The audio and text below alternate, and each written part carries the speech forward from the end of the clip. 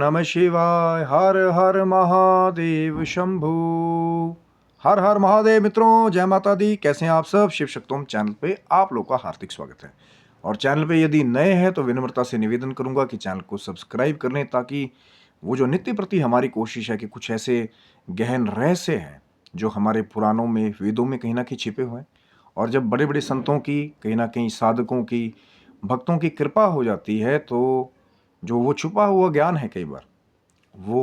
बाहर आ जाता है। जो हमेशा से हमारी कोशिश होती है कि आपके साथ उसको शेयर करने की कोशिश करें। बड़े बड़े संतों की कृपा से, भक्तों की कृपा से दास को कुछ प्राप्त होता है तो आप तक लाने की हमारी कोशिश होती है कि जो भगवान शंकर के बहुत ही विरले विरले भक्त हैं इस संसार में कहीं ना कहीं, और अलग अलग विधियों से भगवान शंकर की उपासना करने की कोशिश करते हैं, भगवान शंकर को खुश करने की कोशिश करते हैं। चाहे कावड़ की साधना हो,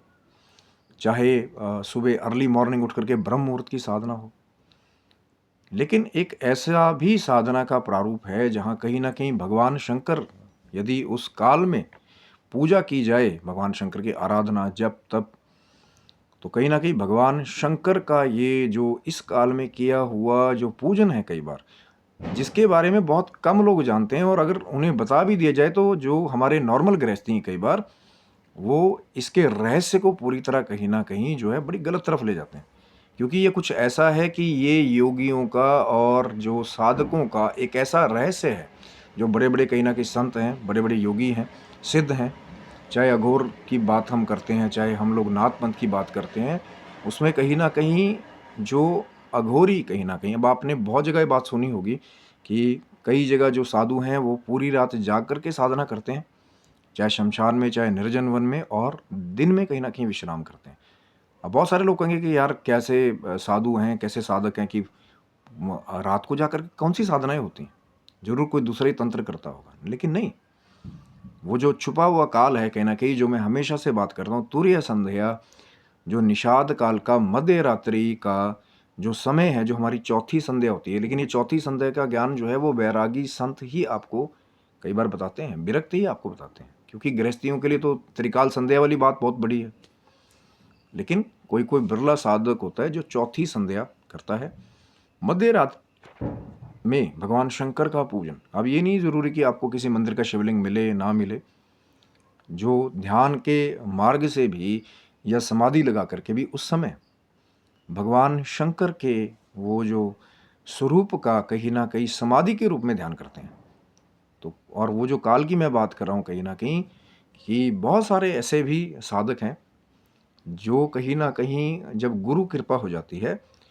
तो अलग अलग शिवलिंग कहीं ना कहीं, जैसे स्फटिक के शिवलिंग के बारे में कहा गया, नर्मदेश्वर के बारे में कहा गया, जब गुरु द्वारा वो शिवलिंग प्राप्त हो जाता है तो वो अपने साथ ही उसको रखते हैं। तो फिर वो जो उस काल का भी पूजन है, जैसा मैंने बताया ना कि अलग अलग संध्याओं का महत्व है, तो जो मध्य रात्रि में भगवान शंकर का किया हुआ पूजन है कहीं ना कहीं ये बहुत जल्दी जो है, क्योंकि बाकी सब उस समय कहीं ना कहीं जो है निद्रा महारानी की ओट में कहीं ना कहीं सो जाते हैं, लेकिन वो बिरला बिरला साधक ही होता है जिसके बारे में मैं कह रहा हूँ कि जो चौथी संध्या में पूजन करता है। अब इसके बारे में शायद बहुत से लोगों को वीडियो मिले तो वो दूसरी बातें करेंगे, यार ये तो पता नहीं क्या है, इसका कोई आधार नहीं है। जाइए जाके पढ़िए, तुरैया संध्या का रहस्य जो है बहुत जल्दी आपको नहीं मिलेगा। मैंने कहा ना, कोई बिरला बिरला योगी है, संत है, जो इस रहस्य को बताता है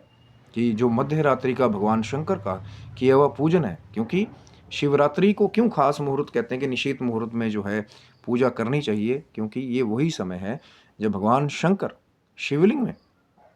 शिवरात्रि के दिन प्रकट होते हैं। लेकिन बहुत कम लोगों को पता है कि यही मध्य रात्रि का समय है, यही निषाद काल का समय है जब शिवलिंग में कहीं ना कहीं भगवान शंकर